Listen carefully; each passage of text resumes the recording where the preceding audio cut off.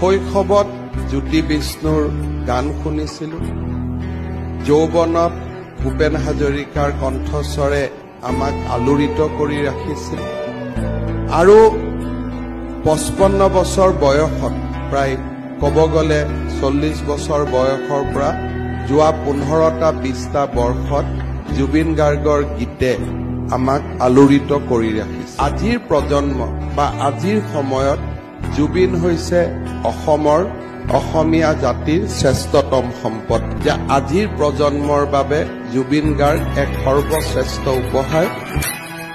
প্ৰতিটো জনমতে প্ৰেৰণা চকুতে লৈ একেদৰে